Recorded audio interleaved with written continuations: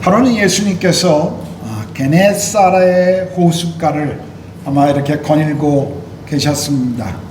게네사렛, 성경에는 누가복음, 복음서에서는 누가복음만 표현하고 있습니다만 갈릴리 호수를 또 다른 호칭으로 게네사렛 호수다, 사람들은 그렇게 지칭했습니다. 이 구약 성경에 보면 갈릴리라는 말보다는 긴네렛 호수라고 하는 표현으로 구약 성경은 있는데, 그것은 비파 이런 뜻이죠. 바로 이 갈릴리 호수가 이 수금 비파처럼 생겼다 해서 아마 사람들이 그렇게 이름을 붙인 것 같습니다. 그래서 이 갈릴리 호수의 다른 표현이 게네사렛 호수였는데, 주님이 호숫가에서 호수를 바라보며 아마 또 잠시 휴식을 가지고 계셨을 때, 어느 때와 마찬가지로 사람들이 예수께서 거기 계신다는 그 소문을 듣고 사람들이 예수님께 몰려 나온 것을 볼 수가 있는데, 오늘 1절에 보니까 무리가 몰려와서 라고 하는 걸 보니까 한두 명이 아니라 굉장히 많은 이들이 예수님께 왔던 것을 보게 됩니다.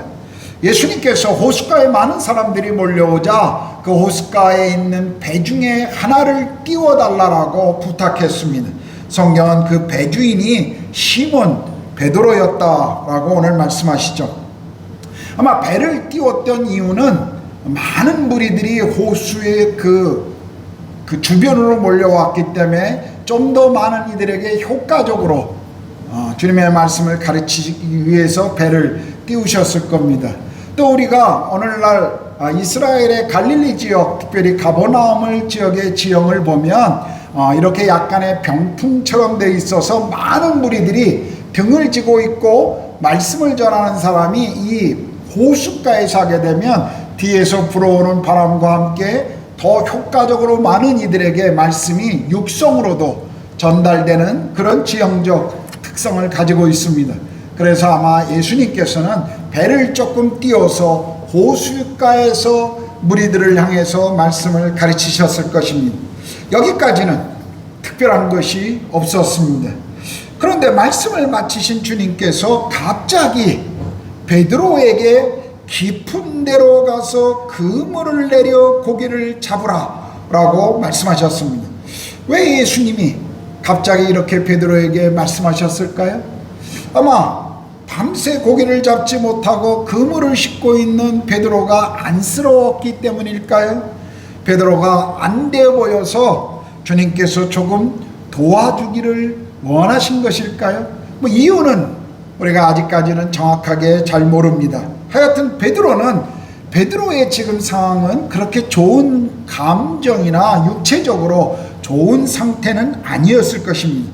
생각해 보십시오. 베드로와 그의 친구들은 밤새 호숫가에서 수고했지만 단 한 마리의 고기를 잡지 못하고 지금 돌아와서 그물을 지금 씻고 있었습니다. 한마디로 밤새 허탕친 것입니다. 그는 틀림없이 실망하고 낙심했을 것입니다. 고기를 많이 잡았다면 육체적으로 힘들었어도 얻은 것이 있기 때문에 신이 났을 터인데, 지금 밤새 수고함에도 상관없이 한 마리도 잡지 못하고 허탕만 쳤으니 지금 이 베드로와 그 주변의 친구들의 마음, 또 육체 참 피곤했을 것입니다. 여러분, 우리 인생에서도 이럴 때가 있죠. 굉장히 최선을 다했음에도 불구하고 아무 결과를 받지 못할 때가 있습니다. 열심히 공부했는데 성적이 좋지 않게 나올 때도 있습니다. 인생의 치열한 경쟁 속에서 정말 최선을 다했는데도 아무것도 얻지 못하고 실패할 때가 있습니다. 최선을 다했는데도 사랑이 깨질 수 있고, 최선을 다했는데도 직장에서 승진하지 못할 때가 있습니다. 그럴 때 우리는 보통 어떤 마음을 갖습니까? 대부분의 사람들은 깊은 낙심 가운데 포기하려고 합니다. 좌절하여 아무것도 다시 시작하지 않으려고 합니다. 어떤 이들은 세상을 비난합니다. 어떤 이들은 남편이나 아내를, 가족을 비난하기도 합니다. 그런데 오늘 성경을 보니까 베드로는 이렇게 반응했습니다. 5절입니다. 선생님, 우리가 밤이 맞도록 수고하였을 때 잡은 것이 없지만은 말씀에 의지하여 내가 그물을 내리겠습니다. 베드로는 예수님의 말씀을 들었을 때 실망과 피곤함에도 불구하고 그는 예수님께 내가 말씀에 의지하여 그물을 다시 한번 내리겠습니다 라고 지금 반응한 것입니다. 오늘 이 베드로의 행동과 태도가 쉬운 것이었다라고 여러분 생각하지 마십시오. 베드로는 전에도 예수님을 만난 적이 있었습니다. 예수님과의 첫 번째 만남이 아닙니다. 심지어 예수님이 베드로의 집에 와서 그의 장모의 열병도 치유해 주신 적이 있습니다. 예수님을 쫓아다니기 시작했고 예수님에 대한 많은 정보를 베드로는 이미 알고 있었습니다. 예수님이 목수 출신이시고 오랫동안 거의 평생의 시간을 그의 부모 요셉으로부터, 아버지 요셉으로부터 목수의 일을 배운 사람이라는 것도 알고 있었을 것입니다. 그런데 고기 잡는 일은 어떻습니까? 베드로가 전문가입니다. 예수님이 아무리 능력이 많은 분이라 할지라도 그는 목수 출신이셨습니다. 베드로가 이 고기 잡는 일에 있어서는 전문가였죠. 베드로는 이 호숫가 주변에서 태어나서 평생을 어부로 이곳에서 자라고 살았던 사람이었습니다. 그러므로 지금 예수님의 이 말 앞에 베드로는 이렇게 항변할 수도 있었습니다. 주님, 선생님, 지금 이 호숫가에서 잔뼈가 굵은 나보고 그리고 우리가 밤새 수고하고도 허탕을 쳤는데 지금 고기 잡을 시간도 아닌 이 시간에 우리 보고 다시 나가서 그물을 내리라고요?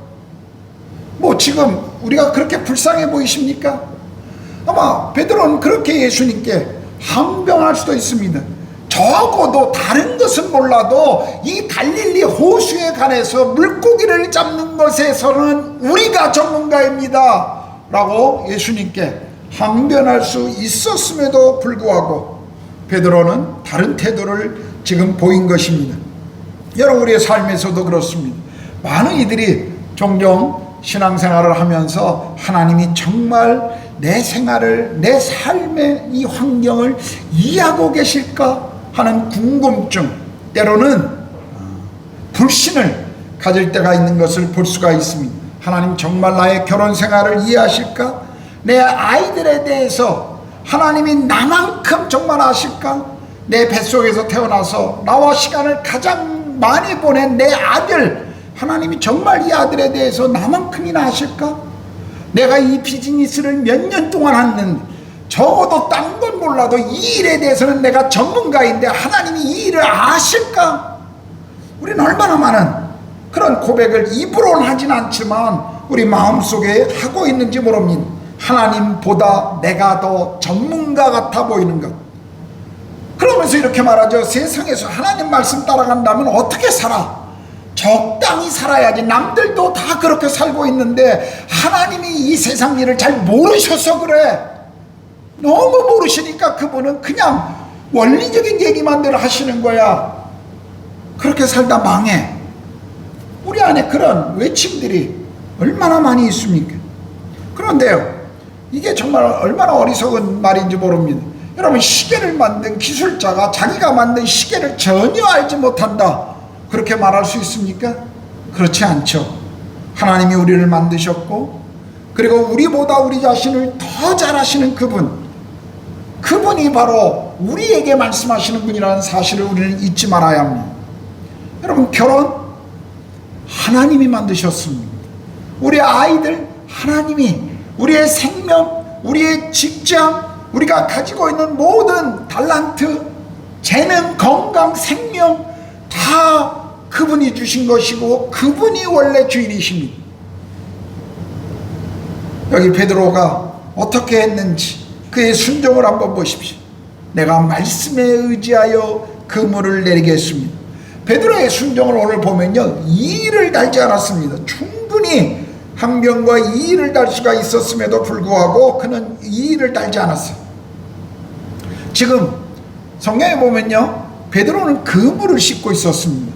여러분, 어부가 그물을 싣고 있다는 건 뭐죠? 이미 파장했다는 겁니다. 이미 고기 잡는 거 끝냈다라는 거예요. 이제 빨리 씻고 정리하고 집에 가서 한숨 자고 싶은 태도입니다. 그런데 그때 주님이 나가서 다시 한번 그물을 내리라고 그래요. 아마 베드로가 이렇게 말할 수도 있었을 거예요. 주님, 오늘은 끝났으니까 내일 나갈 때, 내일 새벽에 다시 갈릴리 호수 나갈 때 그때 지점 하나 좀 찍어주시죠. 그러면 우리가 그곳에 가서 그물을 내리도록 하겠습니다 라고 말할 수도 있었어요. 그런데 베드로는 그렇게 하지 않았습니다. 더욱이 지금 주님이 말씀하신 이 시간적인 것이 언제입니까? 지금 밤새 고기를 잡고 돌아왔던, 그리고 예수님이 무리들을 향해서 가르치신 이후라면 적어도 새벽 시간 그리고 아침 시간을 지나가고 있었을 것입니다. 물고기를 잡아보신 분들, 낚시를 좀 다녀보신 분들은 알지만 새벽 해가 뜨고 난 이후에는 고기들이 다 깊은 곳으로 들어갑니다. 그래서 특별히 이 주변에 고기가 잡기가 굉장히 쉽지 않죠.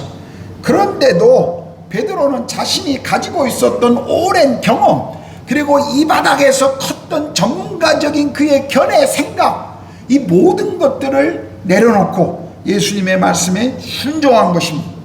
아마 베드로는 배를 띄워 나아가면서도 속으로 혼자 이렇게 키득키득 웃었을지도 몰라요. 지금 내가 뭐 하는 짓이지?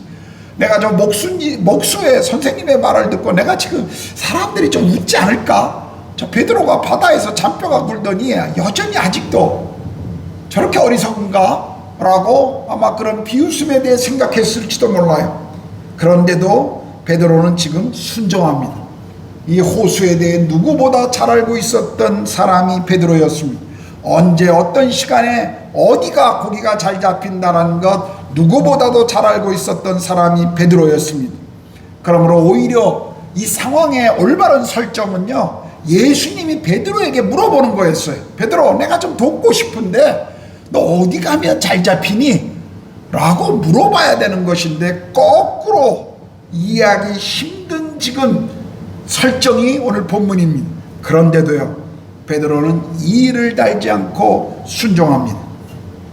또 베드로의 순종은요, 그냥 순종한 것이 아니었어요. 사실 보면 이것은 말씀을 의지한 순종이었습니다. 여러분, 주의 말씀, 이 말씀은 어떤 말씀이죠? 우리가 창세기 1장을 보면 하나님이 온 세상을 창조하시는 기사를 우리에게 설명하고 있습니다. 그런데 창세기 1장에 천지 창조에 대한 것을 가르치면서 가장 많이 나오는, 가장 많이 등장하는 단어가 무엇입니까? 하나님이 이르시되, 하나님이 말씀하시되라는 단어입니다. 하나님이 말씀하시니까 하늘과 땅이 창조가 됩니다. 하나님이 말씀하시니까 하늘의 별들과 해와 달이 창조가 됩니다. 하나님이 말씀하시니까 동물들이 창조되고, 하나님이 말씀하시니까 산들과 강들이, 물들이 형성되고, 성경은 모든 창조의 사건에 하나님의 말씀이 간섭하시고 시작되게 했다라고 우리에게 선언하고 있습니다. 하나님의 말씀은 능력이 있는 것입니다. 하나님께서는 지금도 여전히 말씀으로 창조하신 이 세상을 말씀으로 그분은 주관하고 계십니다. 역사를 움직이고 계시죠. 성경을 보십시오. 하나님이 말씀하신 대로 나라와 민족이 시작되어졌다가 다시 사라지기도 합니다. 심지어 이 오늘 본문의 이 경험을 한 베드로는 훗날 이렇게 이야기합니다. 천지는 없어지겠으나 여호와의 말씀은 영원하리라. 아마 그 말씀을 베드로가 훗날 고백한 이유는 아마 오늘 이 사건을 베드로가 생각하고 있었는지도 모르겠습니다. 바로 베드로는 이 말씀에 의지하여 지금 순종하고 있는 것입니다. 하나님의 말씀에 의지한 순종, 성경을 읽어보면 모든 믿음의 사람들의 고백이었습니다. 노아를 보십시오. 당시 비가 오지 않았던 그 시대 속에, 햇볕이 따가운 그 시대 속에서도 노아는 계속해서 방주를 짓고 있었습니다. 사람들의 비웃음과 사람들의 웃음소리에도, 손가락질에도 그는 계속해서 고백하기를, 주님 말씀하셨기 때문에 저는 순종하겠습니다. 아브라함이 당시 세계 문명의 중심지였던 갈대아 우르를 떠나 변방 지시하는 곳으로 가라고 했을 때 사람들은 비웃었을 것입니다. 아브라함의 그 결정을 사람들은 이해할 수 없었을 것입니다. 그런데도 여전히 아브라함은 하나님이 말씀하시면 저는 움직이겠습니다. 모세도, 엘리야도, 마리아도, 성경에 나오는 모든 인물들, 이해할 수 없는 상황이었지만 그러나 주께서 말씀하셨기 때문에 그 말씀에 순종한 것입니다. 그리고 그들은 자신들이 말씀에 순종한 것이 그 결과로 올바른 행동이었다라는 것을 오늘 우리에게 보여주고 있습니다. 주의 말씀에 의지하여, 이것은 모든 그리스도인들이 자기들의 삶에 마땅한 규범으로 삼아야 할 바로 그 말씀인 것입니다. 성경 말씀이 교회 안에서나 교회 밖에서나 우리 모든 그리스도인들을 지도하는 규범이 되어야 합니다. 그것이 기준이 되어야 돼요. 우리는 다른 것들이 우리 삶의 신앙생활만이 성경의 규범이 아니라 우리 삶의 전부를 다스리시고 규범으로 권위를 가져야 할 것이 바로 하나님의 말씀인 성경이라는 것을 우리는 잊지 말아야 합니다. 그러므로 주의 말씀에 의지하여라는 이 원칙으로 우리는 늘 돌아가야 합니다. 여러분의 삶에서 하나님의 뜻을 찾고 있는 것이 있습니까? 하나님의 도우심을 구하고 계시나요? 여러분이 어떤 것을 결정해야 합니까? 우리는 다시 주의 말씀으로 돌아가야 합니다. 하나님 말씀하시면 제가 그 말씀을 따르겠습니다. 여러분, 이렇게 순종한 이 베드로의 순종, 어떤 결과를 가져왔죠? 여기 6절에 보니까 그물이 찢어질 정도로 많은 고기를 잡았습니다. 그래서 친구들을 불러서 도움을 얻고, 그리고 배가 가라앉을 정도의 많은 고기를 잡았어요. 아마 베드로는 평생 이 호수에서 잡았던 그 어떤 많은 고기보다도 더 많은 고기를 지금 잡았을 것입니다. 시몬은 놀라서 소리쳤을 거예요. 자신의 경험이 결정이 올바른 결정이었다는 것을 기뻐하며 소리쳤을지 모릅니다. 이 많은 물고기를 어떻게 처리하지? 순간 그 마음에 들떴을지도 몰라요. 그런데 이 들뜬 마음에 기뻐하고 소리치고 있었을 그 시간에 저 멀리서 그런 자신을 바라보고 있었던 한 분을 목격하게 됩니다. 그런 베드로를 예수께서 보고 계셨습니다. 그 한 분을 바라보는 순간 이 베드로가 깨닫게 된 것이 있어요. 그리고 생각하기 시작한 것이 있습니다. 그저 많은 물고기 때문에 기뻐하고 흥분하고 막 그랬던 그 시간 속에 이 예수를 보자 이 베드로가 생각하기 시작합니다. 이 일을 가능하게 하신 이분은 과연 누구신가? 이 기적을 행하시는 이분, 평생 이 바다에서 자란 나보다도 더 이 바다를 잘 알고 계시는 이분이 누구신가? 베드로는 그것을 생각하기 시작했습니다. 그리고 8절에 보니까 주여 나를 떠나소서 나는 죄인입니다. 주님 앞에 나와 무릎을 꿇고 그렇게 고백합니다. 여러분, 오늘 본문 우리가 5절을 보면 예수님의 말씀을 처음 들었을 때 베드로는 예수님을 선생님이라고 호칭했습니다. 그런데 8절에 보니까 예수님을 베드로는 주님 이렇게 부르고 있죠. 이 기적을 통해서 시몬 베드로는 지금 이것을 말씀하신 분이 누구신가를 깨닫고 알았던 것이에요.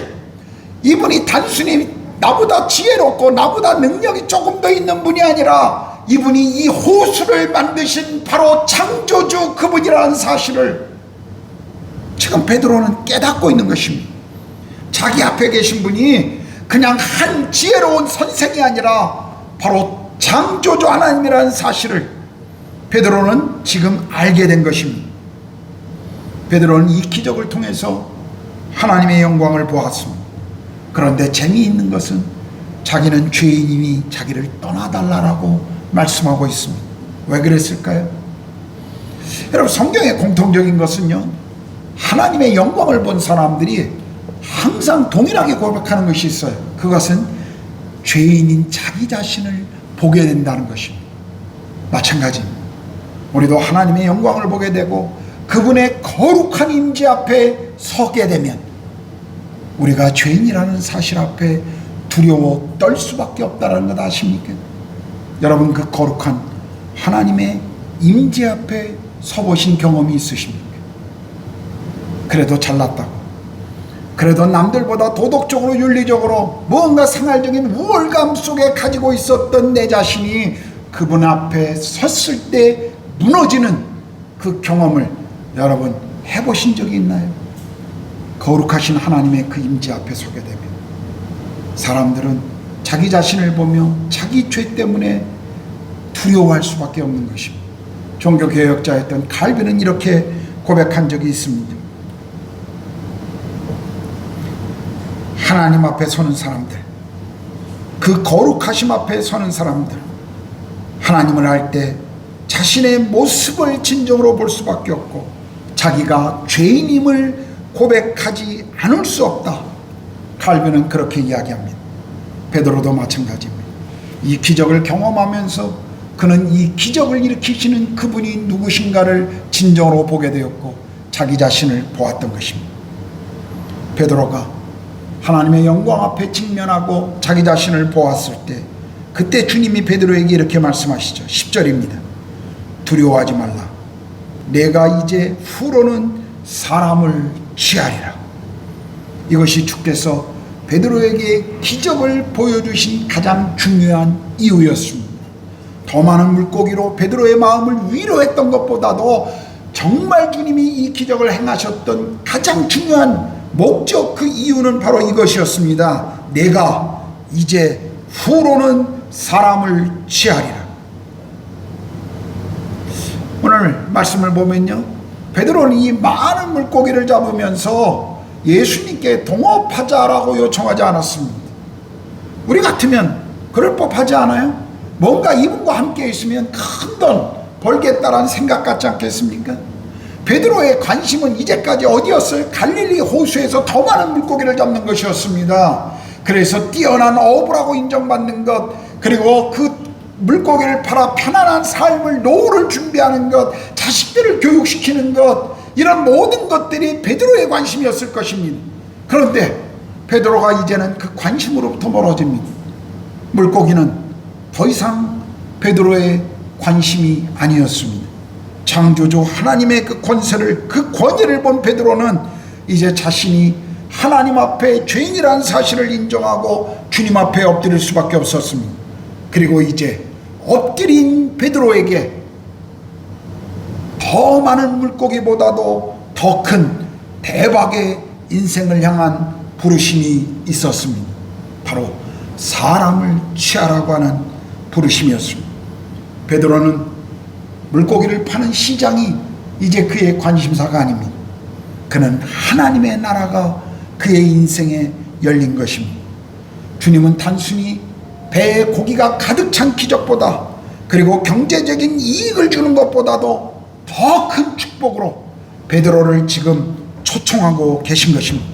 앞으로 시몬 베드로는 사람을 취하는 삶을 살게 될 것입니다. 제가 이렇게 이야기해도 이 말씀을 듣는 분 가운데 어떤 분들은 그래도 한번 그런 대박난 인생 좀 한번 살아봤으면 좋겠다, 아마 그렇게 생각하시는 분이 있을 거예요. 우리가 지난주에 성공 시리즈 성경 공부를 하고 있는데 여러 내용들을 다루는데 막 성공한 사람들, 그냥 정말 전 세계의 경제를 움직이다가 그러나 인생의 종말에 가서 굉장히 어려움을 겪으며 실패한, 그래서 성공한 실패자, 뭐 이런 내용들을 우리가 공부하는데 한 집사님 그러시더라고요. 목사님, 솔직한 심정은요, 한번 그렇게 살아보고 망했으면 좋겠어요. 예, 우리 안에 그게 정직한 겁니다. 여러분 모두 그렇지 않으세요? 아니, 회사에 다니시는 분들, 그 회사에 임원 나아가서는 대표가 되고 싶은 그런 꿈이 없습니까? 개인 사업 하시는 분들 한번 대박 나서, 내가 개발하는 아이템이 대박 나서 그냥 정말 한 번에 큰 돈을 벌고 평생 살고 싶은 그런 마음들 왜 없겠어요? 왜 없겠습니까? 그런데 이런 물고기 대박이 그래도 주님이 사람을 취하라고 부르신 것보다 더 나은 게 아닐까? 만일 그렇게 생각한다면 그것은 하나님의 나라가 무엇인지, 천국이 무엇인지를 정말 제대로 이해하지 못하시는 분이십니다. 성경에 예수님께서 천국을 이야기하시면서 마태복음 18장에 뭐라고 말씀하셨죠? 천국은 좋은 진주를 찾으러 다니는 진주 상인이 정말 값지고 귀한 진주를 발견했을 때 자기가 가진 모든 것을 다 팔아 그 진주를 사는 것과 같다라고 그랬습니다. 무슨 의미입니까? 내 모든 것을 팔아 살만한 가치, 그 가치가 바로 천국이라고 주님이 말씀하시는 것입니다. 지금 베드로에게는 하나님 나라 천국을 보는 시선이 이제 열린 것입니다. 11절에 그래서 그들은 모두 배를 버려두고 예수님을 따랐다라고 성경은 말씀하시죠. 여러분, 예수님을 따르는 사람들은 모든 것을 버리고 이렇게 직장, 가정, 배 다 버리고 주님을 따라야 한다, 그런 의미 아닙니다.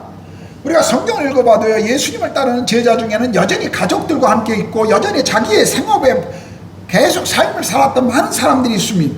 주님은 어떤 이들에게 너 모든 것을 포기하고 나를 따르라고 말씀하시는 그런 사람들이 있는가 하면, 어떤 이들은 내 가족에게 돌아가라고 말씀하시는 분도 있었습니다. 네가 처하고 있는 그 상황으로 다시 가라고 말씀하신 분들이 있어요. 그러므로 지금 이 말씀의 중요한 의미는 예수를 따르려고 결정한 사람들은 예수님에 대한 충성이 다른 어떤 것보다도 더 우선시되어야 한다는 것을 지금 가르치고 계신 것입니다. 우리가 어느 곳에 어떤 직업을 갖고 어떤 삶을 살든 우리 인생 속에 예수 그리스도와 하나님의 나라의 가치가 더 중요하다는 것을 우리도 알아야 한다는 것이죠.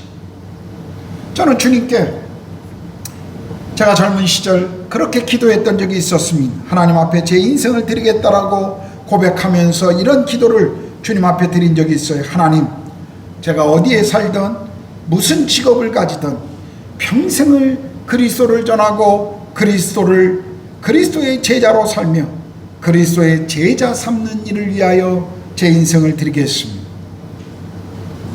제게 있어서 어떤 직업을 갖느냐, 어디에 살고 있느냐, 그것은 그렇게 중요한 것이 아닙니다. 제 인생 속에 중요한 것은 제가 평생 어디에 머물든 그리스도를 따라가며 그리고 다른 이들을 그리스도를 만나도록 섬기는 것이었습니다. 여러분, 이것은 목사나 선교사나 풀타임 사역자들에게만 주어진 주님의 명령이 아닙니다. 이것은 모든 그리스도인들에게 주신 주님의 명령이었습니다. 나를 따라오라. 내가 너희를 사람을 낚는 어부가 되게 하겠다. 가서 모든 족속으로 제자를 삼으라. 이 말씀은 어떤 특별한 사람들을 향해서 하셨던 명령이 아닙니다. 이것은 주님을 따라가는 모든 그리스도인들이 들어야 하고 순종해야 될 명령입니다. 모든 그리스도인들에게 하신 말씀입니다. 그러므로 그리스도를 따르는 제자의 삶, 그리고 그리스도를 따라오도록 다른 이들을 섬기는 삶, 그것은 우리 모두가 마땅히 순종해야 될 말씀이며 사명입니다. 그런데 우리가 기억해야 할 것이 있습니다. 우리가 주님의 제자로 산다는 것, 우리의 결심, 우리의 어떤 사명감 때문에 이루어지는 것 아닙니다. 매일의 삶에서 주님 함께하는 그 시간, 주님과 함께함으로 얻어지는 그 은혜 때문에 이루어가는 과정이시, 우리가 어떤 결정을 했기 때문에, 우리가 어떤 것을 결단했기 때문에 그것이 저절로 얻어지는 것이 아니라는 것을 우리는 기억해야 합니다. 여러분, 베드로는 이 결심 이후에도 얼마나 많은 실수를 합니까? 저도 그랬습니다. 제가 주님 앞에 그렇게 인생을 드리겠다고 결정한 이후에 실수하지 않았을까요? 아니요, 굉장히 많은 실수들을 했습니다. 그러나 그 실수들을 통해, 그 경험을 통해 하나님을 알아가고 하나님을 배우는 것입니다. 그러므로 우리는 매일의 삶에서 주님의 은혜를 경험하셔야 합니다. 말씀과 기도를 통해 그분과 교제하며, 그리고 그분의 말씀에 귀를 기울이고 그분께 묻고 그분과 대화하고 그분과 함께하는 시간을 통해 우리는 매일의 삶에서 그렇게 자라가는 것입니다. 베드로의 이 한 번의 고백이 평생 베드로의 삶을 인도했다라고 생각하지 마십시오. 여러분의 삶에서도 적어도 주님 앞에 정상적인 신앙생활을 했다면 아마 여러분의 인생 어떤 시간 속에 주님 앞에 그렇게 기도했던 적이 있었을 것입니다. 주님, 제가 평생 주님을 섬기겠습니다. 주님을 따라가겠습니다. 우리 가정이 그렇게 살겠습니다. 그런데 정말 그 결단이 여러분의 삶, 여러분의 가정을 그렇게 인도하고 있나요? 아니요, 그렇지 않을 것입니다. 어떤 때는 도망치고, 어떤 때는 포기하고 싶고, 어떤 때는 그 마음을 바꾸고 싶을 때도 있을 거예요. 그러나 그때에도 우리가 포기하지 않고 주의 은혜 앞으로 나아가야 합니다. 오늘 말씀을 들으면서 지금 여러분의 삶에 힘들어서 포기하고 싶은 것들이 있나요? 최선을 다했는데 이루어지지 않는 것들을 보면서 그냥 멈추고 싶은 것들이 있으십니까? 사랑하는 형제 여러분, 사랑하는 우리 자매들, 포기하지 마십시오. 다시 주님을 찾으십시오. 주님 앞에 다시 나아가십시오. 주님의 말씀을 찾고 기다리고 구하십시오. 그리고 말씀을 의지하여 그 약속을 붙잡고 다시 한번 그물을 내려보십시오. 한 번 더 주님을 신뢰하고 그분의 말씀을 의지하고 그물을 내려보십시오. 여러분의 접었던 그 실망감 속에 접었던 그 기도를 다시 시작하십시오. 응답을 구하며 소망의 그 시간을 포기하지 말고 다시 여러분의 인생에 찾아오십시오. 그리고 주님 앞에 주님과 함께 다시 시작해 보십시오. 우리가 계속 주님이 내리라고 말씀하시는 그 말씀 앞에 순종함으로 그물을 내린다면 어느 날 우리가 기다렸던 그 결과를 낚아 올리게 될 것입니다. 우리는 사람을 낚는 업으로 부르심을 받았습니다. 우리가 하는 모든 활동, 우리의 모든 삶의 시간들, 그 모든 것들은, 그 모든 것의 이유는, 삶의 목적은 사람을 살리는 일이 되어야 합니다. 주님 앞에 그 말씀을 의지하고 그물을 내리면요, 사람을, 영혼을 살리는 그 은혜를 또한 경험하게 될 것입니다. 직장에서도요, 우리 가정에서도, 학교에서도, 거래처에서도 우리는 영혼을 구원하는 그 다리의 역할을 해야 합니다. 여러분, 좋은 그리스도인의 모습을 보여주십시오. 다른 이들에게 여러분의 신앙의 아름다움을 드러내십시오. 어느 날 그들이 누군가로부터 복음을 듣게 될 때, 그들의 인생 속에 어느 날 주님을 한번 기억하고 있을 때, 그리고 그 주님을 붙들고 싶을 때, 과거에 내게 와서 보여주었던 그 그리스도인의 삶을 보여주었던 그 누구, 나에게 예수님을 믿으라고, 교회 가자라고 한번 손을 내밀어줬던 그 누구가 그들의 인생 속에 기억나게 될 것입니다. 제 인생 속에서도 그랬던 것처럼, 또 여기 앉아 계신 여러분의 삶의 대부분 삶에서도 그랬던 것처럼, 누군가가 우리를 위해서 손을 내밀어 주었고, 누군가가 우리를 위해서 기도해 주었고, 누군가가 우리에게 용기를 주었기 때문에 우리가 신앙생활을 포기하지 않고 계속 주님을 붙들고 있었던 것처럼 우리는 그런 축복의 통로가 되어야 합니다. 그렇다면 우리는 우리의 육신의 연약함 속에 병원에 입원했어도, 그리고 설사 감옥에 가서라도 우리는 그곳에서 영혼을 구령하는, 영혼을 구원의 길로 인도하는 하나님의 도구가 될 것입니다. 주님의 말씀에 의지해서 그물을 다시 한번 내리십시오. 그러면 기적을 경험하게 되실 것입니다. 기도하겠습니다.